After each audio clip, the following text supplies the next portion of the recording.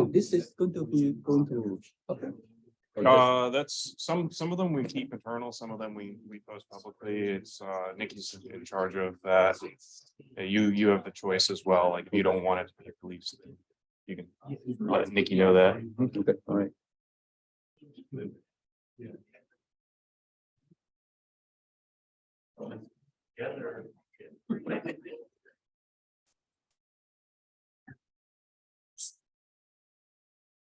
And you can kind of see here, this is the range in which the camera is capturing.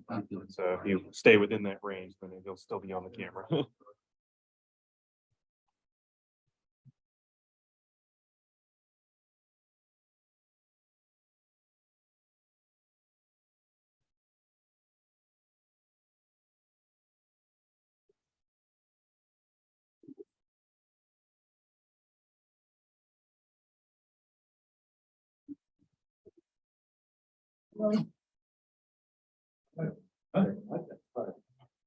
Yeah, it's stand up, mixed up.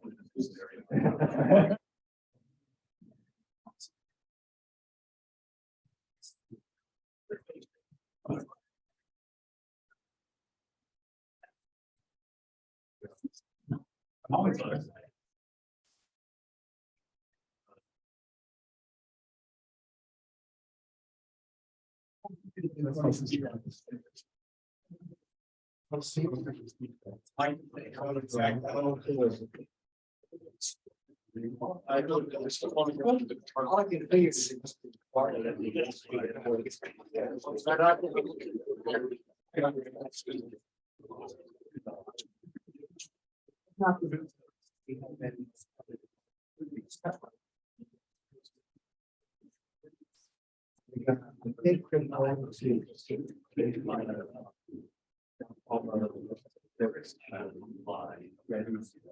this I haven't seen it or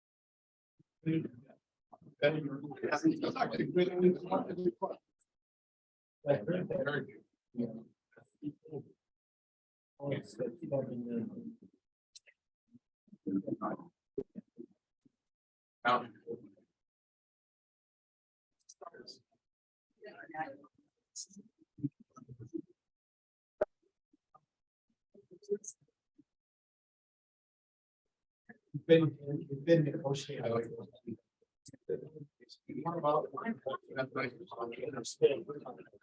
Layers. All that.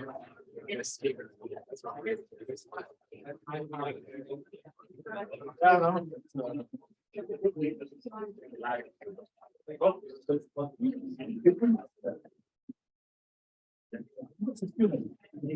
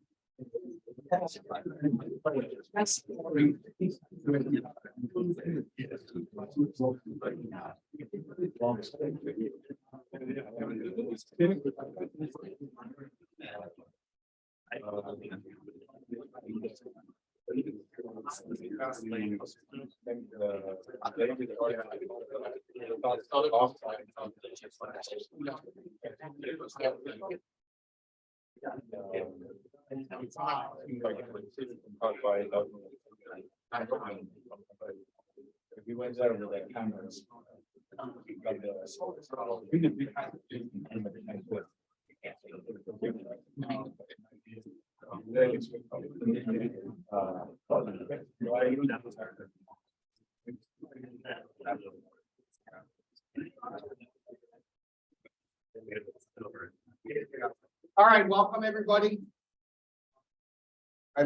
Before I introduce today's speaker, which everyone here knows, next week's speaker is Professor Fred Kish, also from NC State. And then we have Professor Ekaterina, and I'm gonna have to learn how to pronounce this before she comes here. Pomerantseeva from Drexel University, and then after that, we have some faculty candidates coming in. Gonna look like a good series.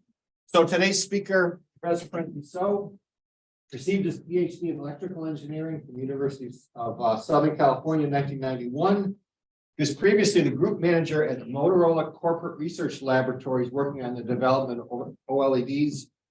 In 2001, he joined Osram Optical Semiconductors and became the head of OLED research. He joined the University of Florida in 2005 and became the Rolf E. Hummel Professor in Electronic Materials. In 2015, he joined the Material Science Department here at NC State, where he is currently the Walter and Ida Friedman Distinguished Professor. While at Motorola, he was named the Distinguished Innovator and Master Innovator. Dr. So holds 120 issued patents. He's the editor-in-chief of the journal Material Science and Engineering Reports and serves as an associate editor of IEEE Journal of Photovoltaics, IEEE Journal of Display Technology, ACS Applied Electronic Materials, and Organic Electronics. Frank is a distinguished lecturer of the IEEE Photonics Society, also a fellow of the National Academy of Inventors, and a fellow of the MRS, IEEE, SID, OSA, and SPIE. Okay, thank you, Don. So before I begin, I want to show you something. Since we talk about invention, during my first job, we invited an inventor come to our company. This is back in the early 90s. And they told us how to make the invention. Okay, you don't need a PhD, you don't even need a degree, right? If you look at the other thing to the Thomas Edison, you see him down in Florida. You know, Thomas Edison, I don't think he has a degree, right? He had 1,000 patents. So this is the patent. How do you make a diode from piece of fabric? Okay. One of the very early important inventions is that you get a piece of fabric like this. You make a cut, you put like this.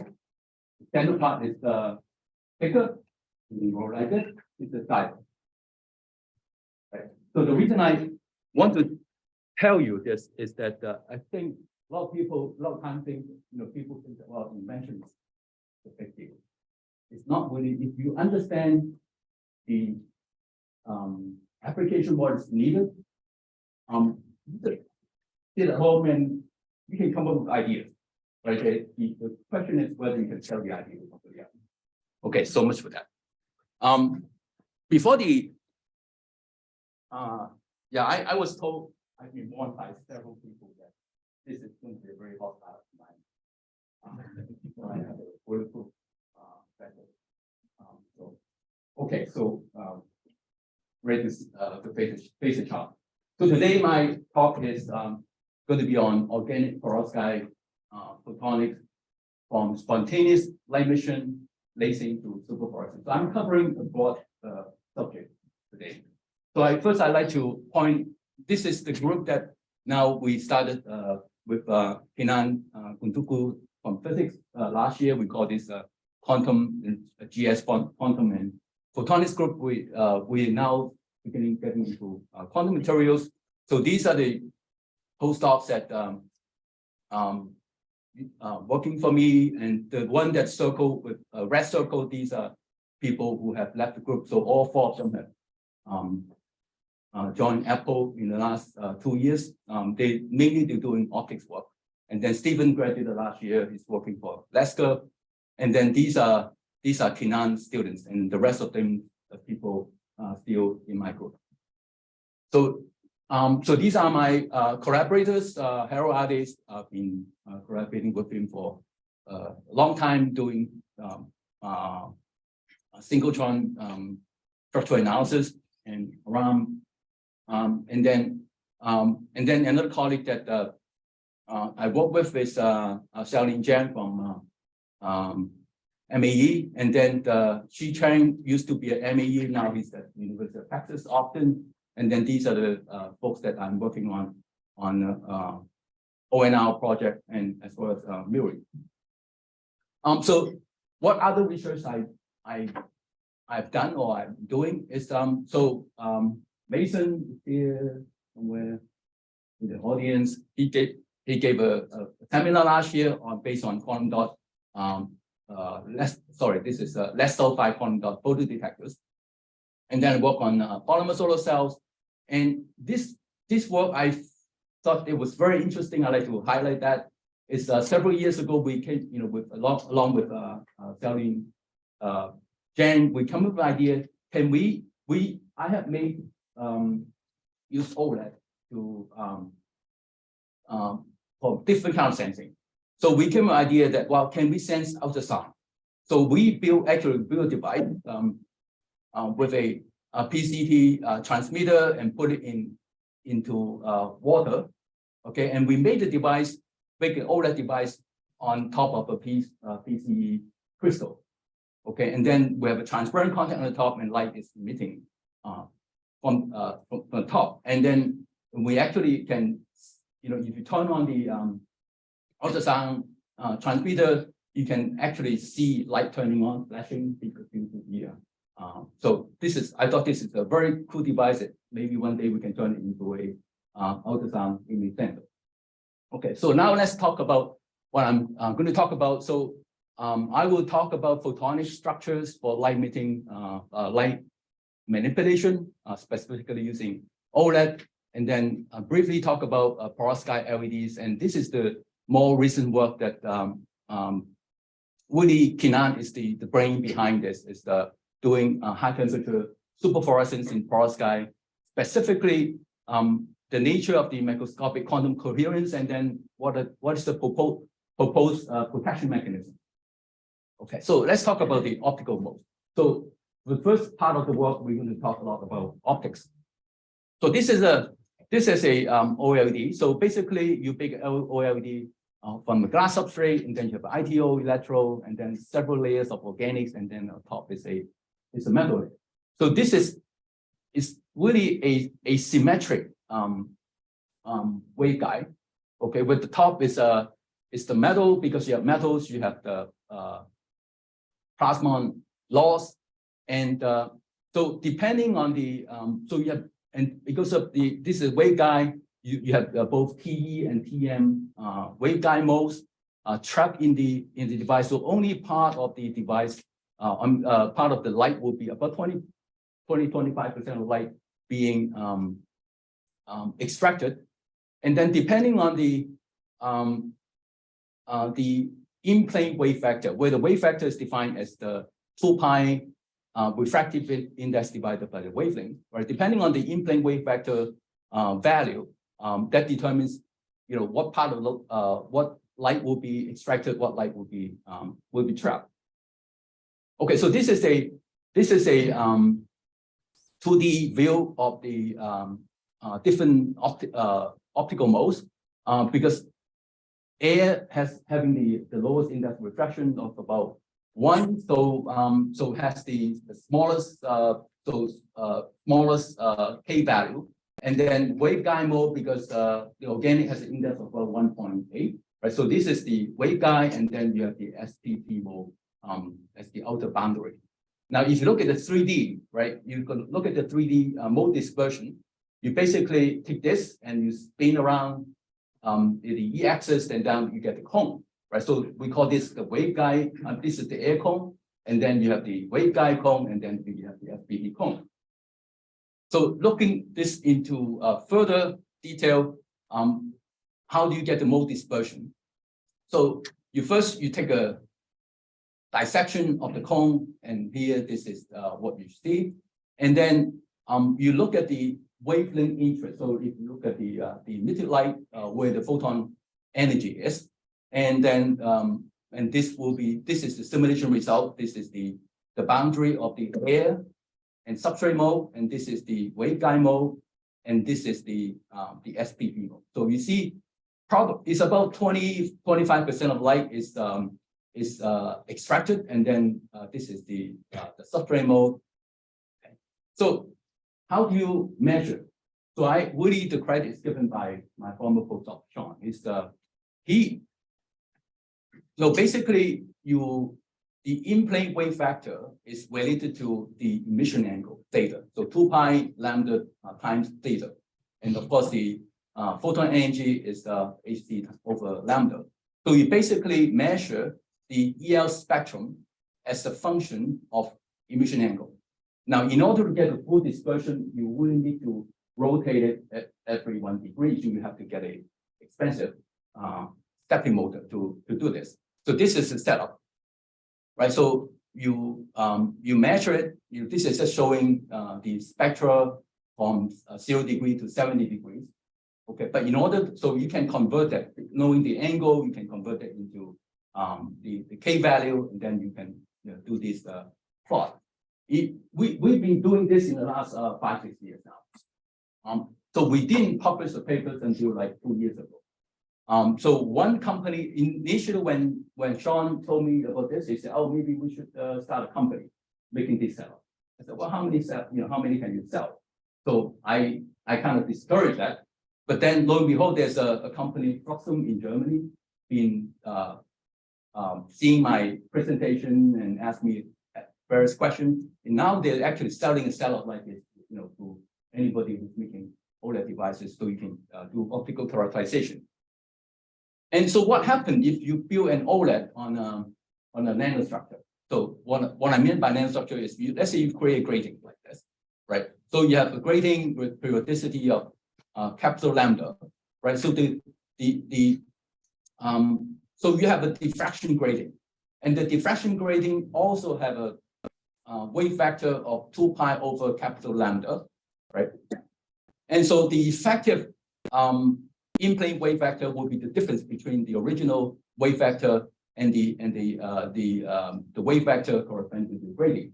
So when that happens, these trap mode become untrapped, right? So you bring them out, and then you know what the wave factor is, and then you can identify exactly what the dispersion feature looks like. And so these are so let me go through the optics a little bit. So let's say you start with a hexagonal lattice, okay?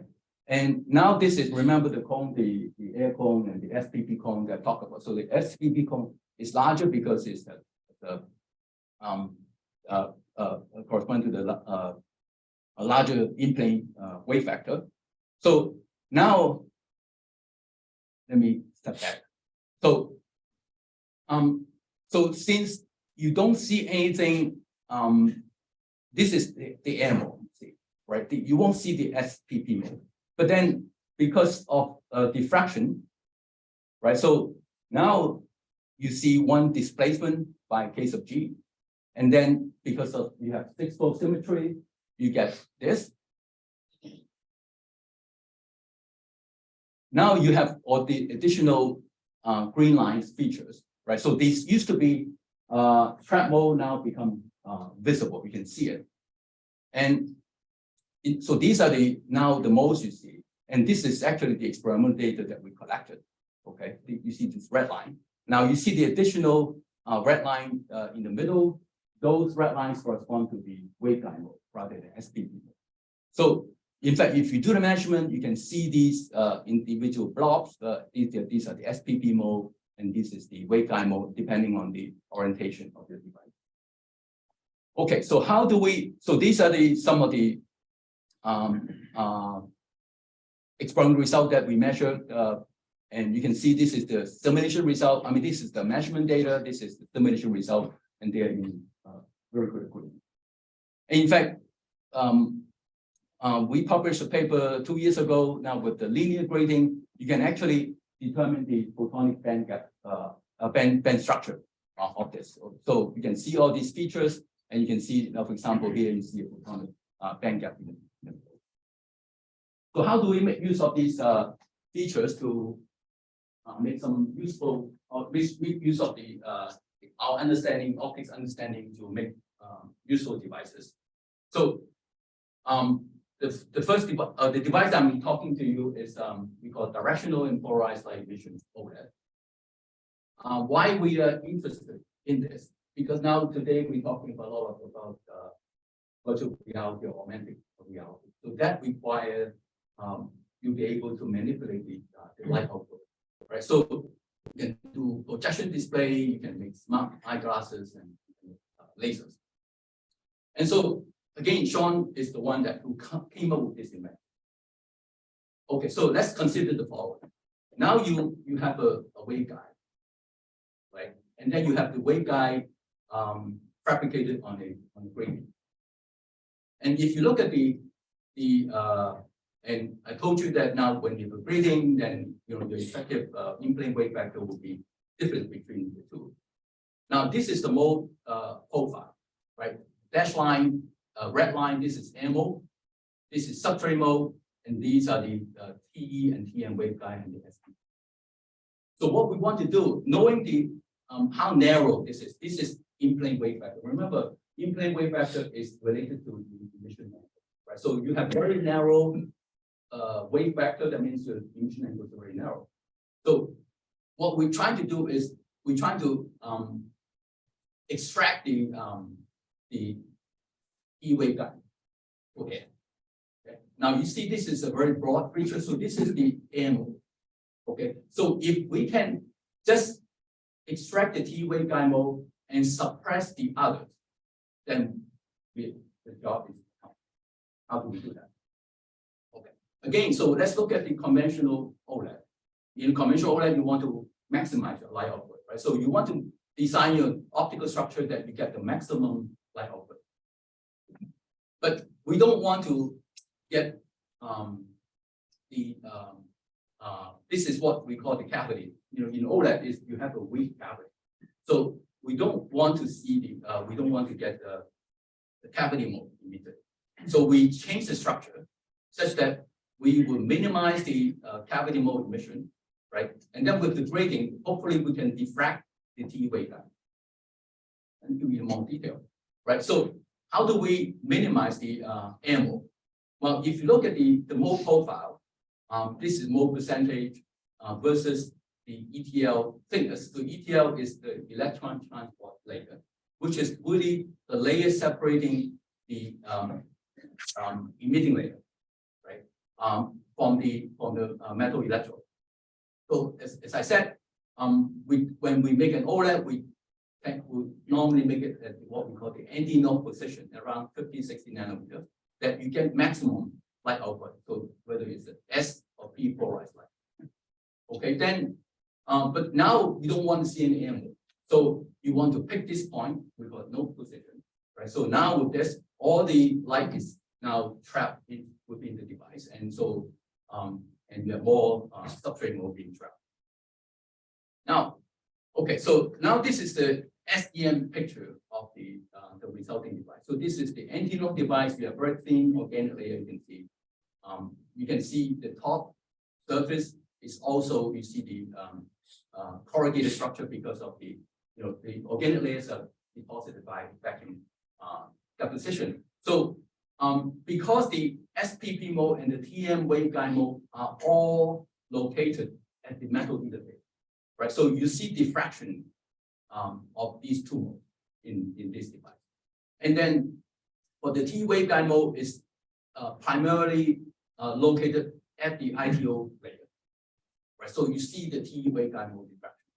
Now, but when you make a no position, that means you have a larger thickness ETL layer. What you see is that the metal surface is planarized. So when it's planarized, it's no longer diffracting the light. Okay, so it looks like that it should work. So this is the plane device. Nothing interesting. This is just the cavity mode, featureless cavity mode. And then when we make the corrugated device to 50 nanometer, we see all these different kind of features and the S and P polarized that we can determine, whether whether this is, for example, this is SPP mode and this is a TM waveguide. Now, when we thicken the ETL layer, you see when the unpolarized light, you see only 2 streams. Okay, with S polarized light, so this is the T waveguide mode, you see very strong emission, and then you see nothing. Right, so this is, so what's the result? If you look at the emission characteristics, for a normal OLED, you get very broad Lambertian emission, and then the very broad emission from this is typical OLED, which has a full reflection of 70 nanometer, and then waveguide emission. This is very directional. Emission angle is around 15 degrees with the delta theta of 5 degrees. And then you also look at the full half maximum now is reduced to 20. So now, however, this device is not very efficient because why? Because the TE waveguide mode is about 25%. So in order to increase efficiency, we make the following devices. Okay, so we increase the cavity mode. So how do we increase the cavity mode? Instead of using a transparent electrode at the bottom, we use a reflector. We put a 100 nanometer silver, and then on top we have a 10 nanometer thick silver. So this becomes a semi-transparent electrode, so light is being emitted. And with this, you can increase the TE waveguide mode, so now to over 70%. So with that, we fabricated the device. Now we have a linearly polarized OLED with an efficiency of 15%. Now previously we have 6%. And then because now you're also narrowing the emission angle, right? So your luminance or the luminous efficiency now is about 130 femtoflad.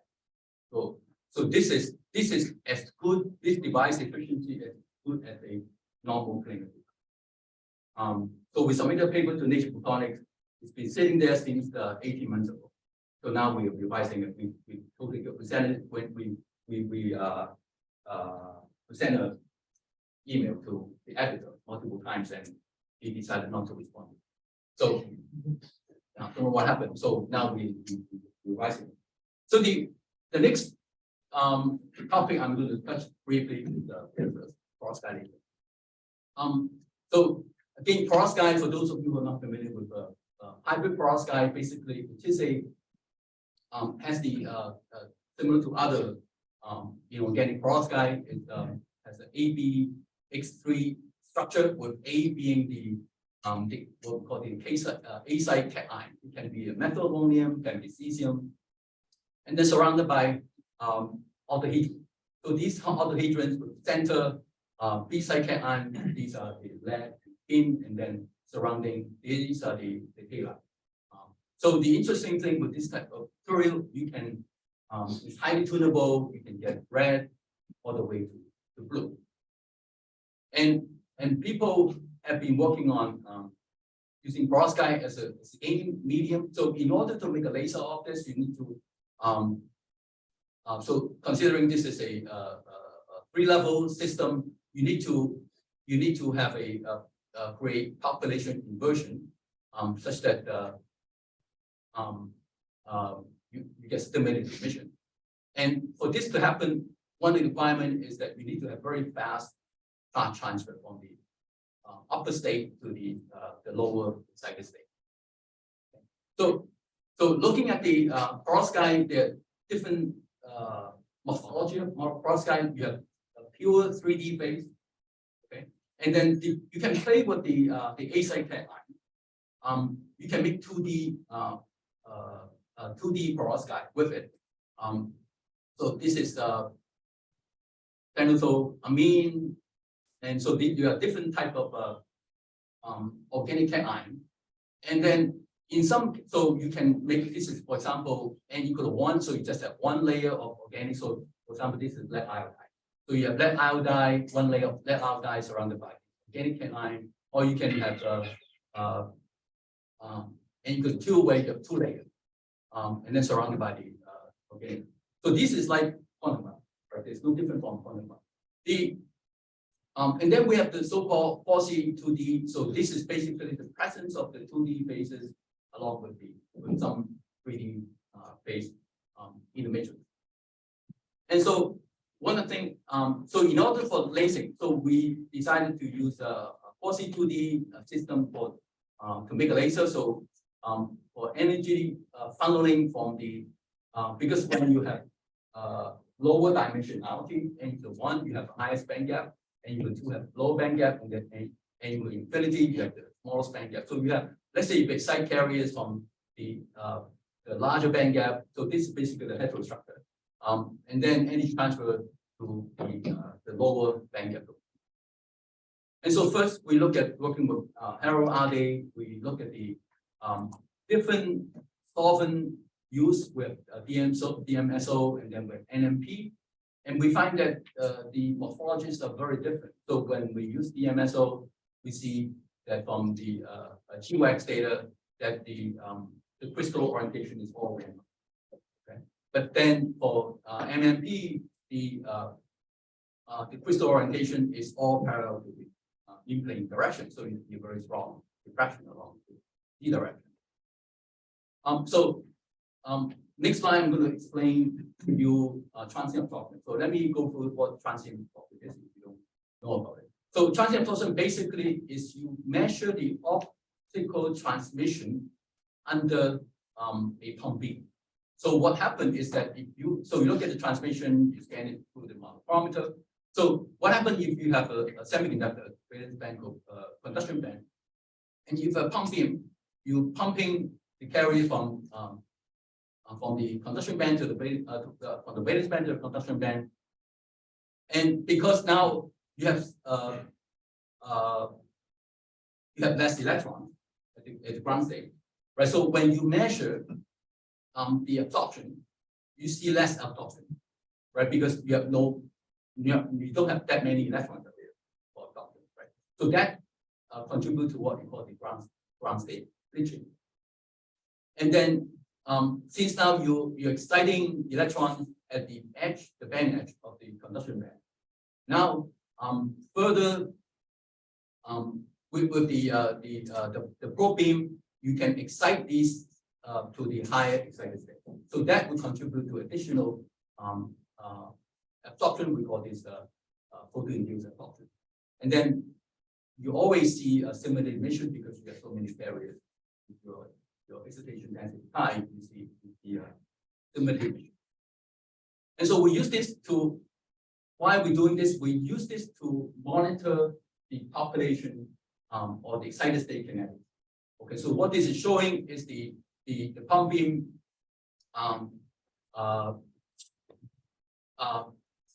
this is the transient absorption at different delay time, right? So what we do is we send in pulse beam, the pump beam, and after the time delta t, we get we send in the pump beam, and with this controlling the delay time, you can measure the population.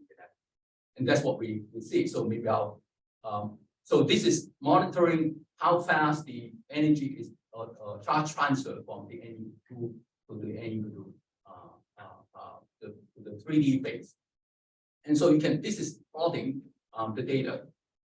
Okay, remember this is the randomly oriented sample, the MSO, and you see this is the decay of the N equal to 2 phase signal.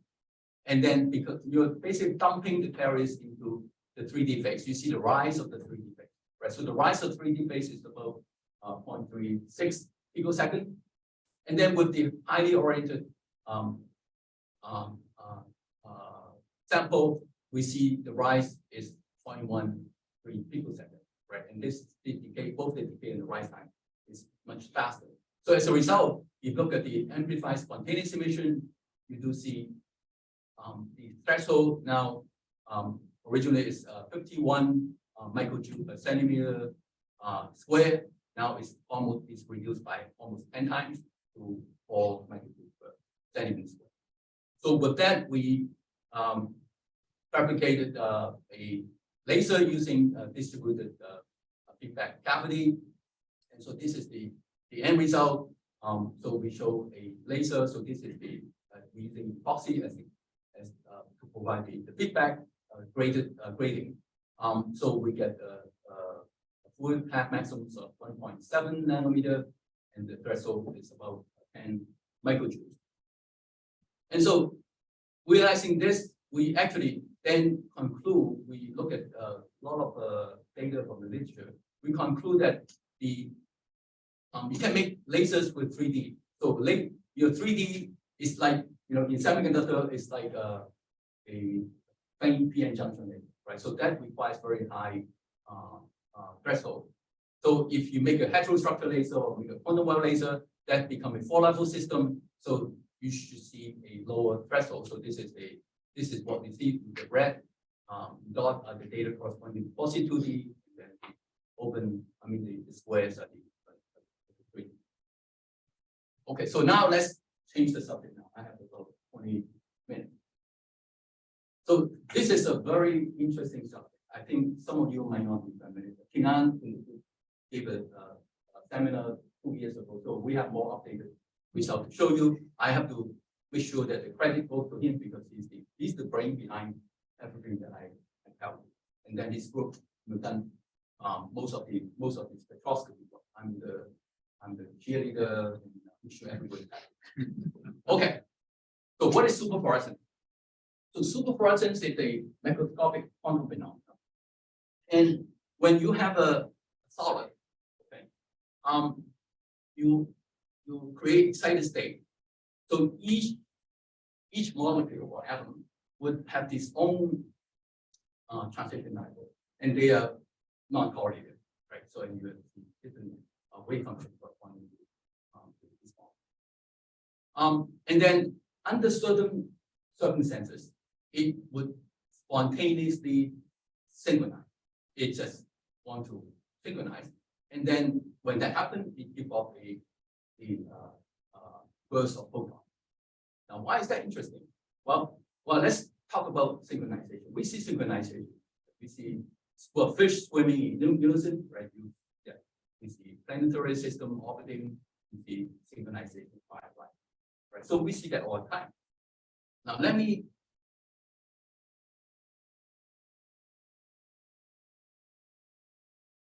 some of you might have seen this.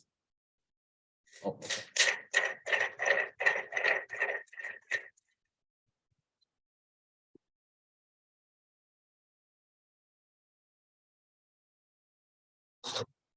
Now, after a certain time, you become thinking. This is the backward motion.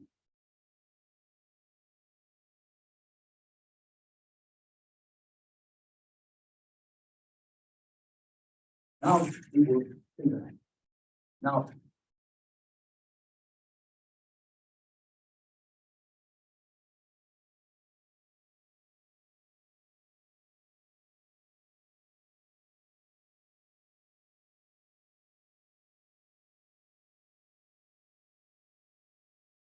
Okay, so let me stop there. Notice that two things important. You know, one is you need to have a large density of oscillator.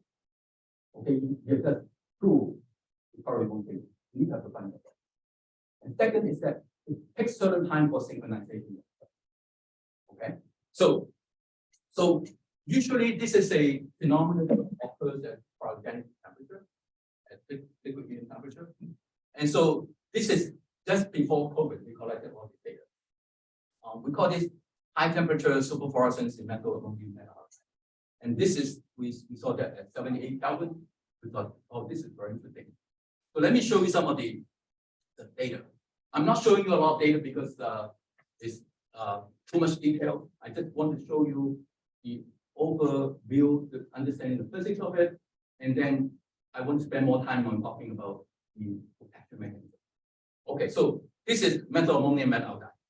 And at first, when we did this experiment, so you see low density, you see broad emission, and then at some threshold, you see emerging of the narrow peak. We thought that this is amplifying spontaneous emission. Okay, this is what we thought. And then when we did the transient absorption, okay, so these American and Gumsys doing they both graduated last year. We find that the emission, so this is the transient photoluminescence. The emission actually has a delay. Okay, it takes initially at low pump density, you see this is 11 microjoules per centimeter squared. You see about 4 to 5, about 4 picosecond delay, and then you see the emission and on. But as you increase the pump density, the delay becomes shorter. Okay, and you go to 81, and you see, you know, this is reduced to about 2 to 3 picoseconds. So this is one characteristic of superfluorescence. And you look at using transient absorption, you can monitor the population dynamic. So at below the threshold, about 3 microjoules per centimeter square, you see there's nothing really interesting. When you measure it, it just instantly turn on. And then you have a decay. This is really about nanosecond decay, typical of perovskite. And what happened is that when you increase it above the threshold, and at this point, at around 10 picoseconds, it just keep up to further photon. Okay. So this is we have delay. Okay, this is delay time. So this is the kind of delay that we see with synchronization measurement. Okay, at 60 microjoules, it reduced further. At 130 microjoules, actually now almost instantly, giving off the photon, and the rate, the decay rate is 210%, very fast. Okay, so you can actually, looking at these data, you can model this with this hyperbolic equation where tau sub r is the what we call the wheel width, and then tau sub d is the delay time. Okay, delay time. Remember, delay time is very important. I will repeat it. And you can fit this. It's very good fit. Okay, so so these are the most important characteristics. There are others, but I'm not going to spend time talking about that. So superfluorescence at the perovskite 78 Kelvin. Maybe only physicists there. Okay, but what was surprising to us is that during COVID, COVID did a lot of it. We find that surprisingly, we see even room temperature superfluorescence in cesium level. And this paper was published last year. And so again, these are very similar data. This is 78 Kelvin, this is 300 Kelvin. So very similar. So don't have to go into the details of this. So the question is, why don't quantum objects synchronize? What is the phasing mechanism? Something is destroying the synchronization. Right? So you have synchronization, you have dephasing happening. So what's the defacing mechanism?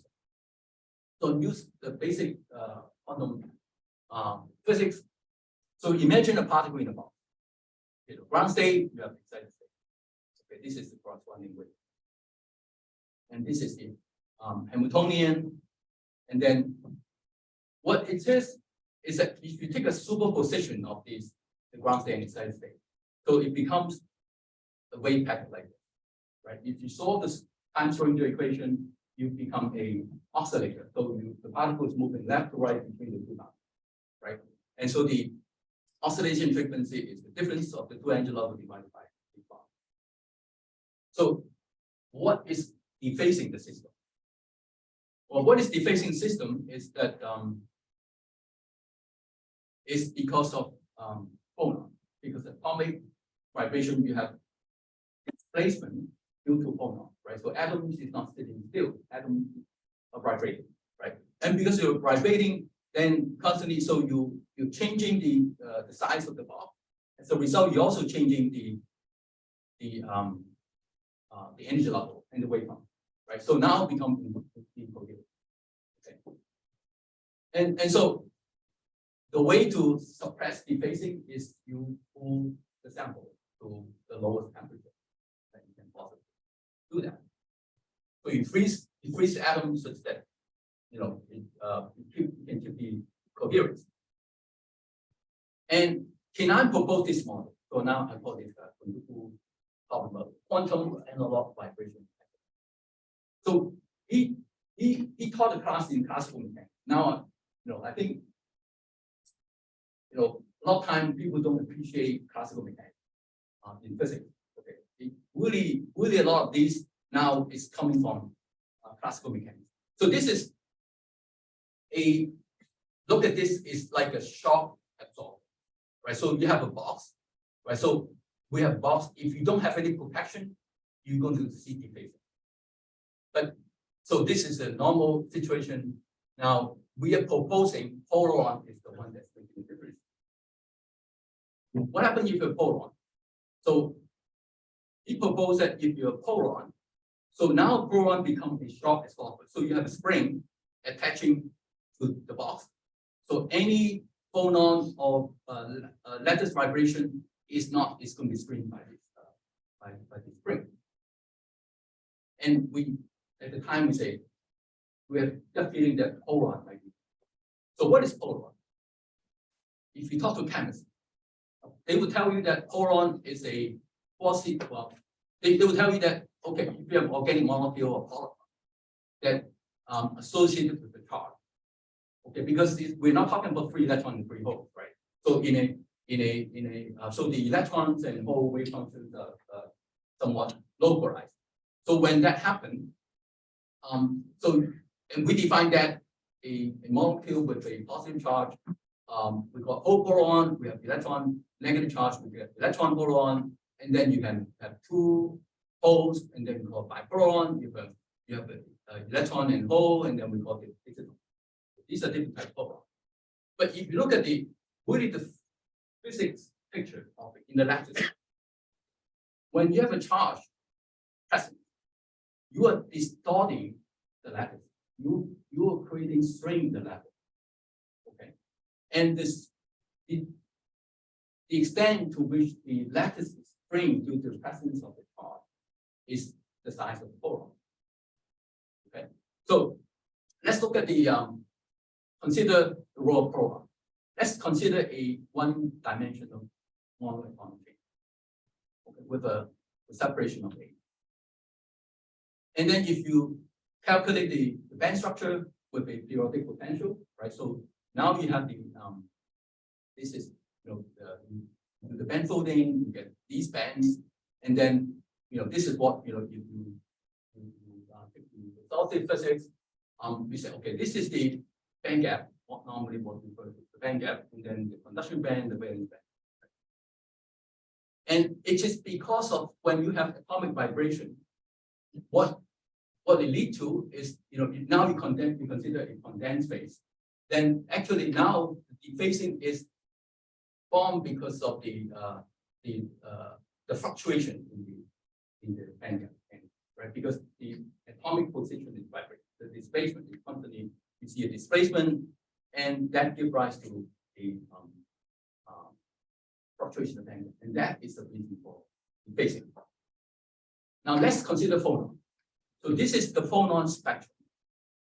Okay, so this is the Brillouin zone boundary pi over A minus pi over A. And so this is the dispersion, the phonon dispersion, plotting the phonon energy. And so you consider this is the low frequency mode. Okay, so these are typically sound wave low frequency that it doesn't, it would transmit all the low frequency to the system, so everything is moving like this, right? So it's not like this, it's moving like this, so it doesn't disrupt the system. What if you go to the Brillouin zone boundary? Now you see the high frequency phonon. So this high frequency phonon is the one that is giving rise to the interatomic displacement and causing electron dephasing. Now let's look at the role of phonon. So remember that I said, what is a phonon? Phonon is the distorted lattice. Okay, it's the distorted lattice. So the distortion extend really how far it extends tells you the size of the phonon. So let's say your phonon has a size of lambda p. So this become a sublattice in the crystal structure. Okay. So what is interesting with this is that when you have thermal phonon propagating to the system, the phonon lattice will respond with a 180-degree phase. Okay, so now it would oppose or suppress the propagation of phonon to the system. Okay, and that's why we call this. Now, so far, this is all I told you is just thinking. Right? Nothing, no experimental data presented. Okay, so how can we test this hypothesis? Now, this is the rest of the stuff. So there are two primary important parameters of phonon. One is the stability, how stable are the phonon. It has to do with the phonon binding. So if the phonon becomes unstable, you would lose the protection. The second is the phonon lattice mode frequency. So there are ways you can, I'll tell you, there are ways you can tune the lattice frequency and to test this hypothesis. And so let's look at the phonon stability. If you look at the PL spectra at different pump intensity, you see this, right? So this is expected. Now remember when we show you the transient EL photoluminescence data, that when you increase the pump density, you reduce the delay time, right? So what happened? When you increase you reduce the delay time. Okay, go this way. What we see is actually now we see increase in the delay time. And now this is the work, I mean the experiment done at 330 count. So this is very close to the limit at which you see superfluorescence. So you see, you increase it too much, you seeing you don't get very good quantum coherence. In fact, you look at the PL spectrum at different pump density. You see initially you see a little at 0.04 millijoules. You see a little bit of superfluorescent signal here at 0.27. You see a large maximum emission spectrum due to superfluorescence. But if you increase it further, you see the intensity is reduced further. And then completely when you go to 1.3 millijoules, all the superfluorescence. So this is telling us that when you're creating too many excited states, you are, because of Coulombic effect, you have too many phonon forming and they become unstable. Now, what is the next? We can tune the frequency. right? We can tune the frequency by using, remember, we can use iodine, these are the halide. We can tune from iodine, bromide, and chloride. So when you increase the weight, atomic weight, you see a lower frequency, you expect to have lower frequency, you go to the opposite end, the high frequency. So high frequency will give you worse protection, you go to low frequency, you get better protection. And this is the result we see, right? So you go from chloride to iodine, you see the delay time there is a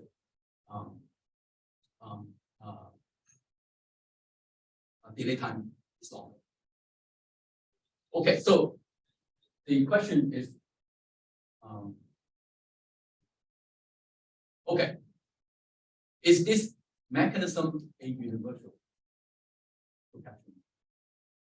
Okay, in fact, we have done further experiment now. We know exactly which lattice mode is giving rise to the protection.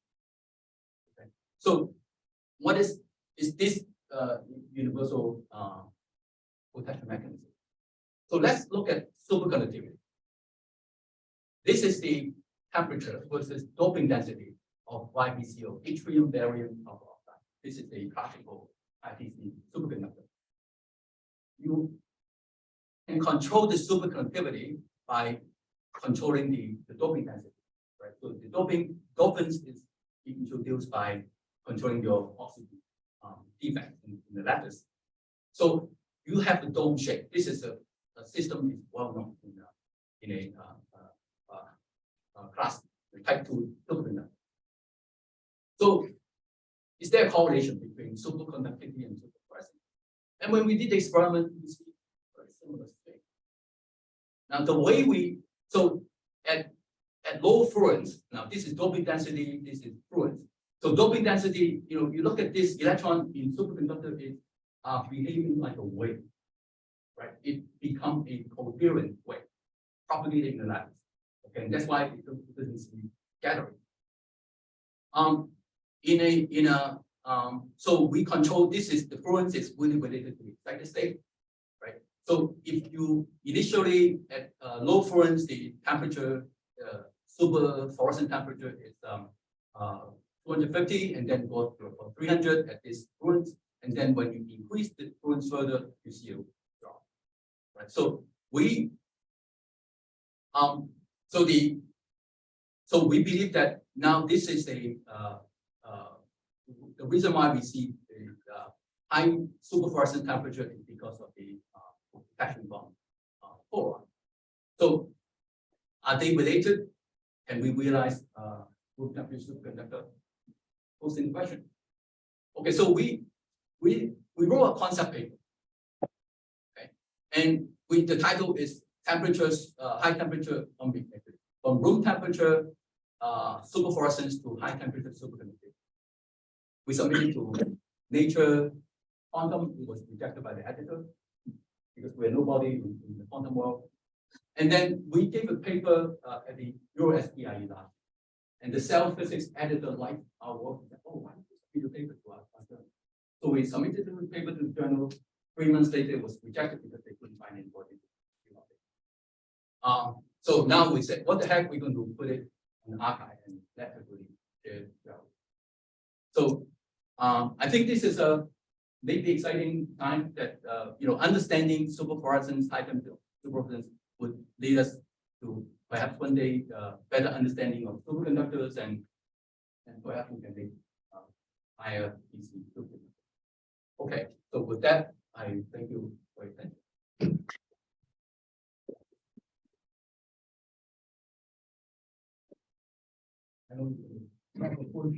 You're ready? Yeah. I apologize for but I have been. All new ideas are rejected like that when they don't have anything to go on, except that that's excellent. I have a couple of questions. In your first presentation, you talked about being in air all the time in air, and you didn't talk much about the absorption of the glass and other things. How does that interfere with the efficiency of the emission? So glass is transparent. On And- your age. Yeah, well, yeah, no, but for our purposes, it's Okay. I thought you would do the same absorption measurement on those to find that out. Suppose you did that in vacuum. What would that- yeah, I can see it. Or helium, or anything where you get absorption in there. Oh, yeah, if you see a copy then. I thought Yeah, to yeah, improve efficiency. Super fluorescent. Love it. Thank you.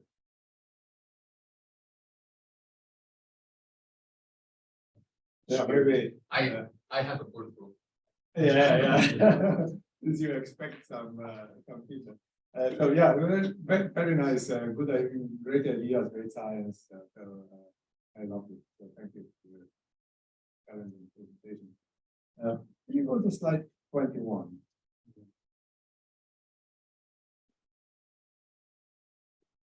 And then we'll go back to, I think, 7. Or maybe you do this first because it's Yeah, maybe. Yeah, let's yeah, do so we this don't have to- first, yeah. So the superfluorescent, I'm looking at this curve. Why do you have this drop? Well, Is this remember- bleaching or? no, it's because saturation? remember the poron, right? Yeah. So poron is a is the lattice pixel. Okay, so if the porons are far apart, they're not intact. Okay. But then if they're too close together, you have one poron here, one poron here, then they become, because of the Coulombic interaction, they become unstable. So basically, this is just. There are too many Too many. excited carriers. Yes, that's right. And that kills. Okay, this makes sense. Yeah, the whole is captive cavity model. As you I think you gave a very good description of this. But this is further complicated. By obviously, if you have rigid walls, is one case. If you have very soft walls, it's the other clear case. That's right. So you're anything, talking about- anything in you're between. talking about cavity effect on. Yeah. No, this is actually Anything in between gives you these partial phase changes. Yeah. And this is, and to complicate the whole thing, picture in your case is that the forms that you have created by your Yeah, program may not have the same softness. That's So now on every one of these spaces you have, or faces, you have a different phase change. So I can imagine that this is a big mess. Well, to we're actually looking model into this, or yeah. to- we actually now looking at the cavity effect on that. This is the experiment we've done so far is just a sample on that. There's Yeah. nothing fancy. Yeah, no, Yeah. it's a, of course, you start with a simple. Yeah. Quantum box. Yeah. Calculation, and then you get softness to the walls, and Yeah. that's where it comes really complicated. Yeah. Yeah, very nice. Yeah. 27. Slide 20.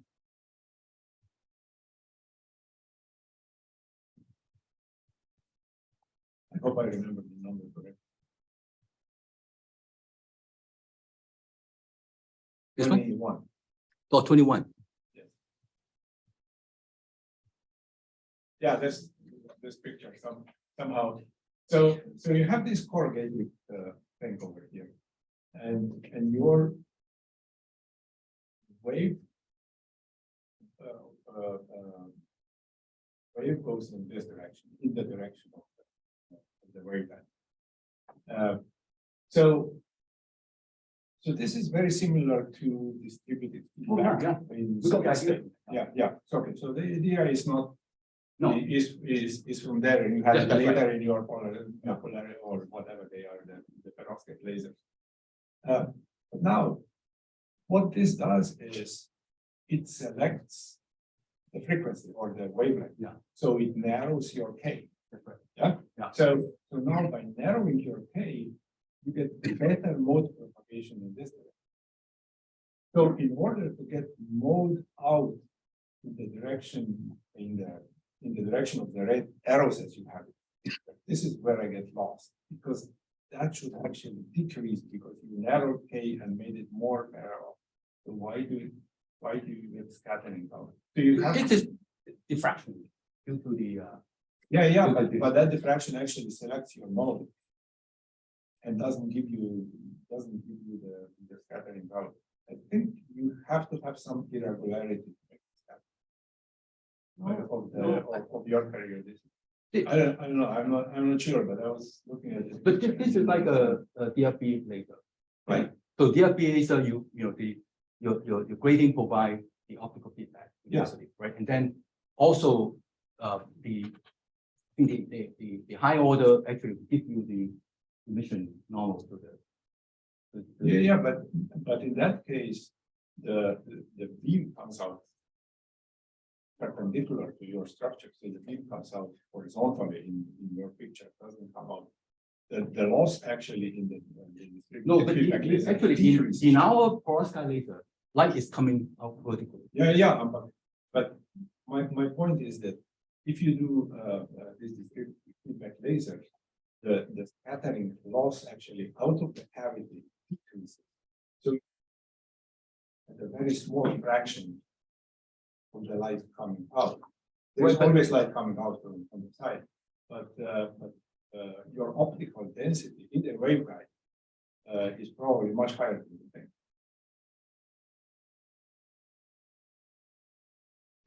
This is no different from the Perovskite laser, that we- Yeah. right? So which light is coming normal to the substrate? Yeah, I completely agree with that. I'm just saying, since you narrow the K vector, Yeah. So now you need really to change it to a much greater extent to actually make it come out, so the intensity of this conduct light will increase. I don't know if you see that, but in order to make it work better, if you want to get light, if this is an LED, you probably do. Then I think making this somehow aperiodic on one side. I don't know. I'll think about it. Think I'll about think about it, it. Okay. So that. Yeah. But very interesting. One of your first OLED slides, you showed the structure of the OLED without the gratings. You're using grading, fraction grading to couple SPP mode to like air mode, so we can see the mode. But so the reverse has to be true, where you need the grading to excite SPPs with your air mode. So in the first structure, you didn't need a fraction grading, which you showed there is SPP mode. Oh, the SPP mode presence is, presence has nothing to do with the gradient. It's always there, because you see SPP mode because of the presence of the metal, right? It's the lossy mode because of the energy loss to the metal.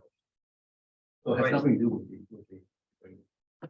I've gone through some literature where it shows that the momentum mismatch between SPP and air mode, you cannot actually excite any propagating plasma polartons in the metal interface. Yeah, you can. You can. I mean, actually, I showed you. I think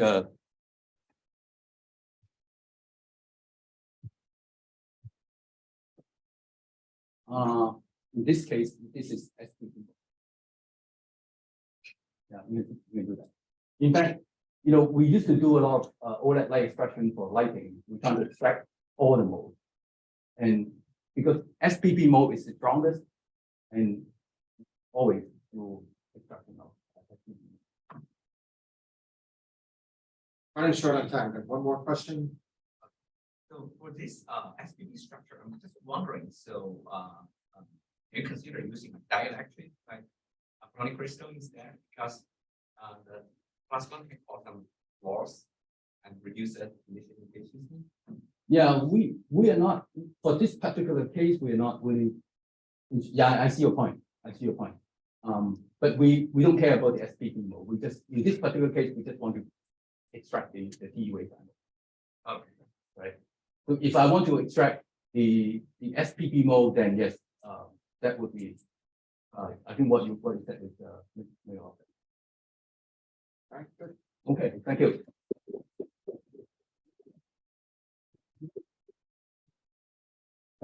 feedback from the archive, the paper that went in the archive? Well, there are people who cited, It's all right. yeah, people, I think they're good citation. Cited in a positive way? Yeah, actually, there was a paper based on our archive paper. They published that paper. Okay. Yeah, so that was. Yeah. Positive, yeah. Anyone published a more formal theory? of it? No. I think, these are hard experiments to do, not everybody. Sure. And in fact, now we recognize that we're working with a team in